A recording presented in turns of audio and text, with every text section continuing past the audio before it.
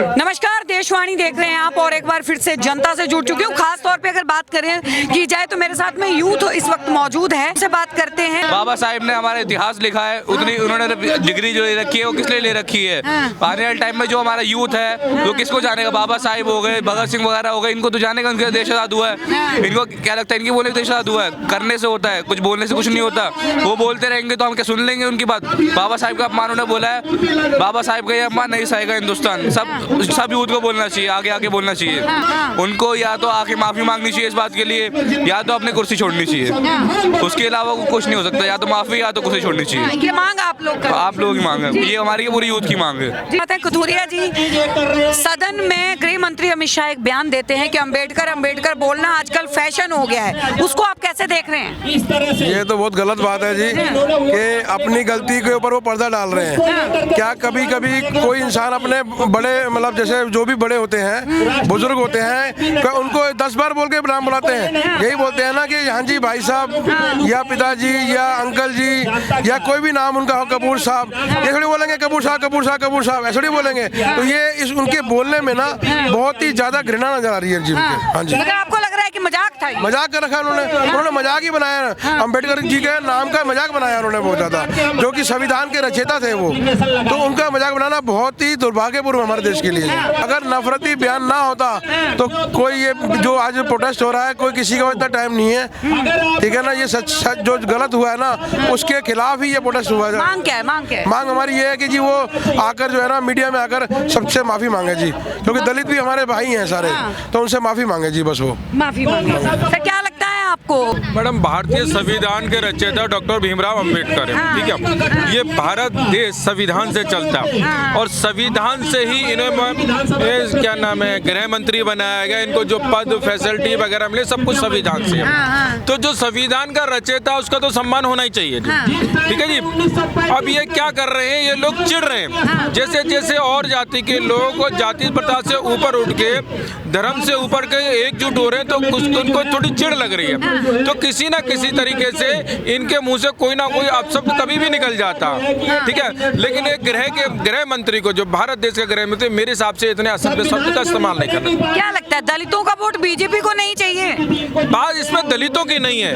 बात यह है कि इस भारतीय संविधान के रचयिता है, बात दलित की तो है ही नहीं ना। जो भी, चाहे वो पंडित वर्ग का हो, चाहे दलित हो, चाहे ठाकुर हो, उसको जो पद मिल रहा है वो संविधान के रचयिता के द्वारा मिल रहा है। हर चीज जो उन्होंने लिखी, कोर्ट कचहरी, पुलिस, संसद, राज्यसभा, सब निगम पार्षद, उन्हीं के द्वारा चल रही है ना। ये केवल नफरती बयान है। जैसे जैसे और लोग एकजुट हो रहे हैं वैसे वैसे ये लोग घबरा रहे हैं। तो इस घबराहट में इनसे कुछ ना कुछ गलतियां हो रही हैं। अगर इन्होंने असभ्य कहा है तो मेरा पर्सनल मानना है और सभी समाज के लोगों का मानना है कि इनको माफी मांगनी चाहिए। आपने कहावत सुनी है, हमारे बुजुर्ग कह गए थे, बुढ़ापे में लोग सटिया जाते हैं, बुढ़ापे में लोग सटिया जाते हैं। तो अमित शाह जी सटिया पोजीशन पे आ चुके हैं, अब वो सटिया गए हैं प्रॉपर तरीके से।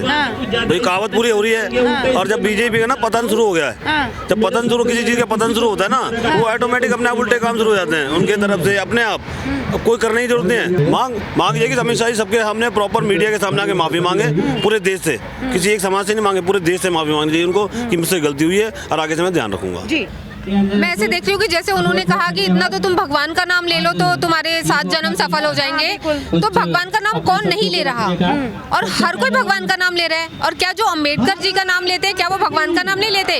उन्हें तो खुद भगवान का दर्जा मिला हुआ है। तो जब उन्होंने ही हमारे देश का संविधान लागू किया है और उस संविधान के चलते ही अमित शाह जी वहाँ पे अभी जिस पोजीशन पर है उस पोजीशन पे है, तो उनको इस तरह के अपशब्द उनको नहीं यूज करने चाहिए थे। क्योंकि उन्होंने वो भगवान भगवान भगवान कर, ये तो उन्होंने अंबेडकर बोल के समझो भगवान भगवान भगवान कर दिया।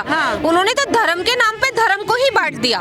तो ये बहुत गलत था। उनको अपने शब्द वापस लेने ना। बीजेपी ने वैसे तो खैर हमेशा धर्म की राजनीति की है, जितना मुझे नॉलेज है, बट बाकी उन्होंने ये जो अब भगवान भगवान में भी उन्होंने बंटवारे शुरू कर दिए हैं। अंबेडकर जी की जो एक भूमिका है, जो हमारे देश के लिए उन्होंने किया है और जो उनका संविधान है, तो हम उनको भगवान की तरह देखते हैं। तो उन्होंने तो कहा भगवान को देख लो और अंबेडकर मत करो। तो ये तो उन्होंने भगवानों में भी उन्होंने एक डिस्प्यूट सा पैदा कर दिया है। तो शायद ये लोग इसके सिवा और कभी कुछ ना इन्होंने किया ना कभी करेंगे, और वो इस तरह से जो है कर रहे हैं वो गलत कर रहे हैं। गलत कर रहे हैं। मैम सहमत है मैं आपकी बात? मैं बिल्कुल सहमत हूँ उनकी बात से।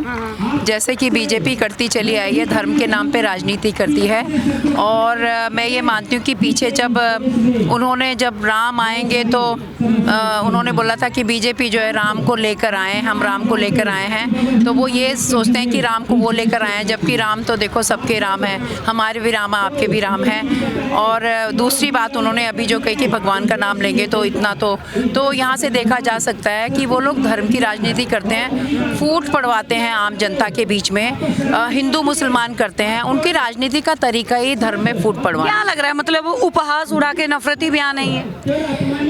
उपहास नहीं कह सकते, एक्चुअली उनका ये तरीका ही यही है कि अपने आप को किस तरह से वोट बैंक अपना बढ़ाया जाए, क्योंकि वो एक धार्मिक इंसान की एक हमारी अपनी एक धार्मिक सिस्टम है हमारा, जो भावनाएं हैं जिनको वो फ़ायदा उठाना चाहते हैं कि लोगों की धार्मिक भावनाओं को किस तरह से कैप्चर किया जाए, क्योंकि लोग मानते हैं भगवान के नाम पे लोग कितना कुछ बड़े बड़े मंदिर बनाते हैं और सुबह से लेकर शाम तक कई लोग पूजा करते हैं, उनकी भावनाओं को वो लोग कैप्चर करना चाहते हैं और उस तरीके से अपनी राजनीति करना चाहते हैं। उनकी मेंटालिटी समझ नहीं आती कि एक तरफ से तो दलित हमारे राष्ट्रपति हैं, आप उनको सम्मान दे रहे हो, और एक तरफ से आप अम्बेडकर जिस तरह के उन्होंने शब्द इस्तेमाल किए, तो आखिर वो साबित क्या करना चाहते हैं? वो उसकी रिस्पेक्ट करते हैं या डिसरिस्पेक्ट करते हैं? तो उनकी विचारधारा समझ में नहीं आ रही है बिल्कुल।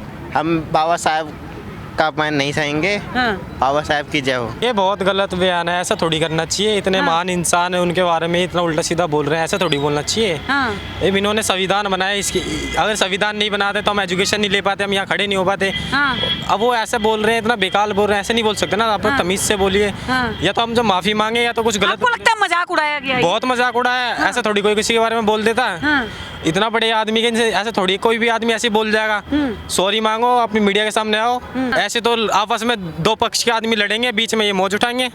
बिल्कुल गलत कर रहे हैं ये आसपास में, गलत कर रहे हैं। मांग क्या है यूथ की? ये है हमारी कि माफी मांगो, मीडिया के सामने आओ, माफी मांगो। जैसे संसद में बोला अमित शाह जी ने कि अम्बेडकर अम्बेडकर अम्बेडकर, ये तो रिवाज चल पड़ा है, फैशन हो गया है। ये बिल्कुल सही नहीं था, मजाक उड़ाया मतलब ये? बिल्कुल मजाक उठाया गया है। ठीक है, और इतने महान इंसान को ऐसे की बेइज्जती नहीं करनी चाहिए।